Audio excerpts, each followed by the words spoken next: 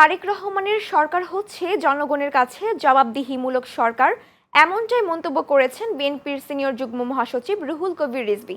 তিনি বলেন, বর্তমান জ্বালানি সংকট বিএনপির সৃষ্টি নয়, বরং এটি একটি বৈশ্বিক সমস্যা। তবে তারেক রহমানের নেতৃত্বে যে কোনো জাতীয় সংকট নিরসনে বদ্ধপরিকর বিএনপি সরকার।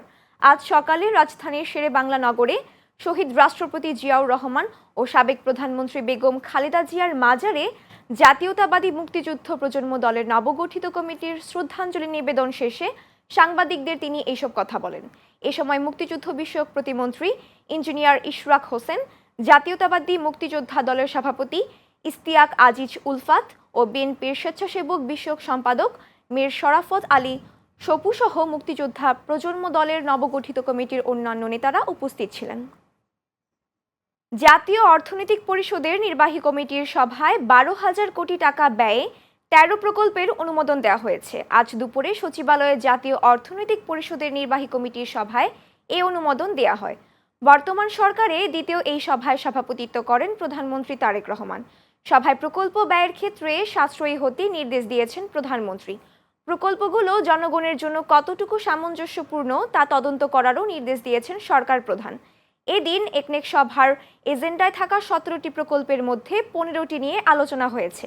অনুমোদিত এই প্রকল্পগুলোর মধ্যে 6টি একদম নতুন প্রকল্প, 7টি সংশোধনী প্রস্তাব এবং 4টি প্রকল্পের মেয়াদ বৃদ্ধির আবেদন ছিল।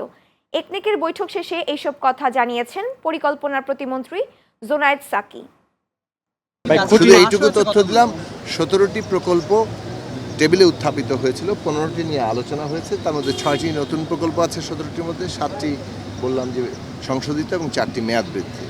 তো 15টি প্রকল্পের অধিকাংশই পাশ হয়েছে, কিন্তু শর্ত সাপেক্ষ কিছু বিষয় আছে, কিছু তদন্তের বিষয় আছে এবং পুরো বিষয়টিগুলো নিয়ে বিস্তারিতভাবে আমরা প্রেস রিলিজের মাধ্যমে।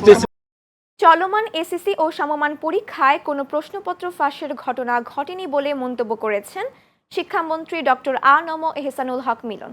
তিনি পরীক্ষার্থী ও অভিভাবকদের কোনো গুজবে কান না দেওয়ার আহ্বান জানিয়েছেন। মন্ত্রী বলেছেন, টেলিগ্রাম গ্রুপে গুজব ছড়ানো হচ্ছে, সেটাই মূলধারার মিডিয়া প্রকাশ করছে। আজ দুপুরে রাজধানীর আগারগাঁওয়ে বিশ্ববিদ্যালয় মঞ্জুরি কমিশন ইউজিসিতে আয়োজিত এক অনুষ্ঠান শেষে গণমাধ্যমের সঙ্গে আলাপকালে তিনি এইসব কথা বলেন।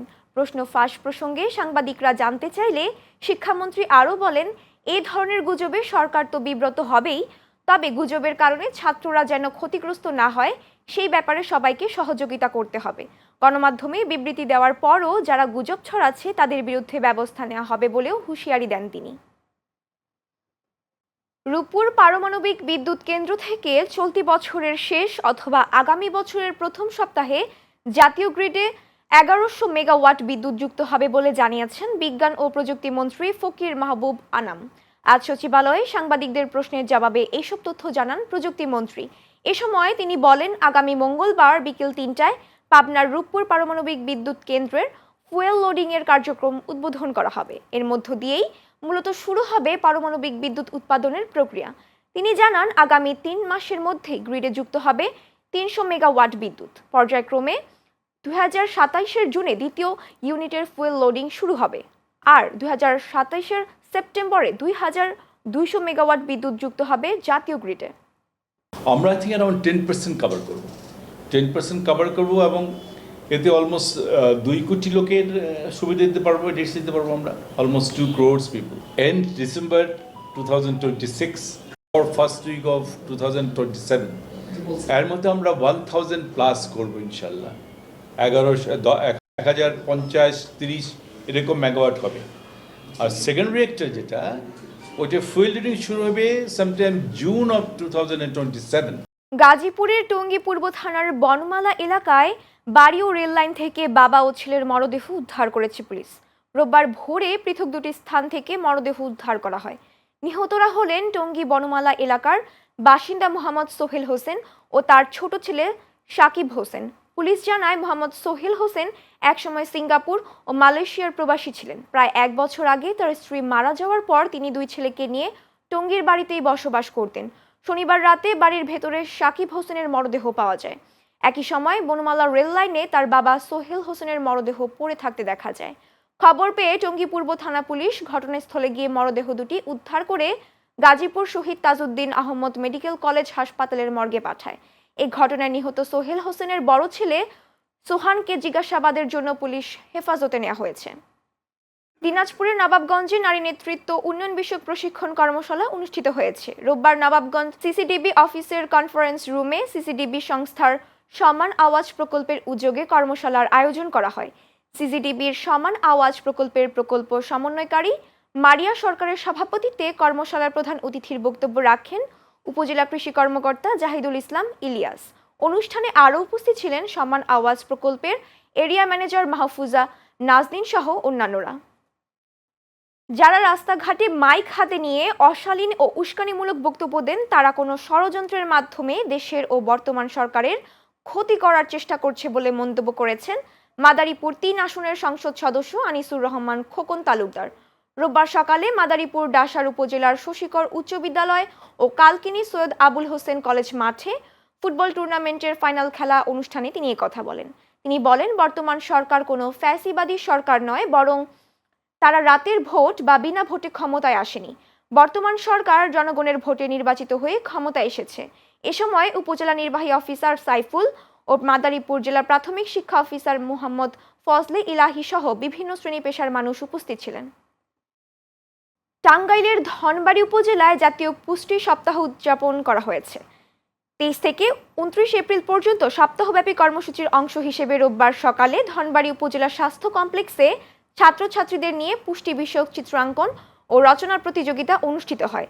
পরে বিজয়ীদের মাঝে পুরস্কার বিতরণ করা হয়। অনুষ্ঠানের প্রধান অতিথি ছিলেন উপজেলা স্বাস্থ্য ও পরিবার পরিকল্পনা কর্মকর্তা ডাক্তার উত্তম কুমার সরকার। বিশেষ অতিথি ছিলেন ধনবাড়ী থানার অফিসার ইনচার্জ নুরুল ইসলাম সিদ্দিক সহ অন্যান্যরা। ঢাকার দক্ষিণ কেরানীগঞ্জে ব্যবসায়ী আইনাল হোসেনের বিরুদ্ধে দায়ের করা কথিত মিথ্যা মামলার প্রতিবাদে মানববন্ধন ও বিক্ষোভ কর্মসূচি অনুষ্ঠিত হয়েছে। রোববার সকালে কেরানীগঞ্জের কদমতলী এলাকায় মানববন্ধনের আয়োজন করেন স্থানীয় ব্যবসায়ী ও এলাকাবাসী। এতে বিভিন্ন শ্রেণী পেশার মানুষ ও ভুক্তভোগীর স্বজনরা অংশ নেন। মানববন্ধনে বক্তারা অভিযোগ করেন, একটি কুচক্রী মহল পরিকল্পিতভাবে আইনাল হোসেনকে সামাজিক ও রাজনৈতিকভাবে হেয় করার উদ্দেশ্যে আওয়ামী লীগের ভুয়া পদবি ব্যবহার করে তার বিরুদ্ধে মিথ্যা মামলা দায়ের করেছে। বক্তারা অবিলম্বে মামলা প্রত্যাহার এবং ঘটনা নিরপেক্ষ তদন্তের দাবি জানান। পটুয়াখালীর কলাপাড়ায় কয়েকদিন ধরে মৃদু তাপপ্রবাহে জনজীবন চরমভাবে বিপর্যস্ত হয়ে পড়েছে। প্রচণ্ড গরমের পাশাপাশি ঘন ঘন লোডশেডিং পরিস্থিতিকে আরও অসহনীয় করে তুলেছে। আবহাওয়া অফিস জানিয়েছে, জেলায় চলতি বছরের সর্বোচ্চ 36.2 ডিগ্রি সেলসিয়াস তাপমাত্রা রেকর্ড করা হয়েছে। অন্যদিকে বিদ্যুৎ বিভ্রাট পরিস্থিতি আরও জটিল করে তুলেছে। শহর এলাকায় ঘন্টায় 4 থেকে 5 বার এবং গ্রামীণ এলাকায় 7 থেকে 8 বার পর্যন্ত লোডশেডিং হচ্ছে। সবচেয়ে বেশি দুর্ভোগে পড়েছেন নিম্ন আয়ের শ্রমজীবী মানুষ। প্রচণ্ড গরম থেকে স্বস্তি পেতে অনেকেই গাছের ছায়া আশ্রয় নিচ্ছেন। পাশাপাশি ডাব, শরবত ও ঠান্ডা পানির দোকানগুলোতে ভিড়ও বেড়েছে। অসহনীয় এই পরিস্থিতিতে লোডশেডিং কমিয়ে দ্রুত স্বাভাবিক বিদ্যুৎ সরবরাহ নিশ্চিত করার দাবি জানিয়েছে স্থানীয়রা। সিরাজগঞ্জের উল্লাপাড়ায় ধর্ষণ চেষ্টা, মাদক ও জুয়া মামলার পলাতক মোট 8 আসামিকে গ্রেপ্তার করেছে পুলিশ। শনিবার রাতে বিশেষ অভিযান পরিচালনা করে উপজেলার বিভিন্ন এলাকা থেকে পুলিশ তাদের গ্রেপ্তার করে।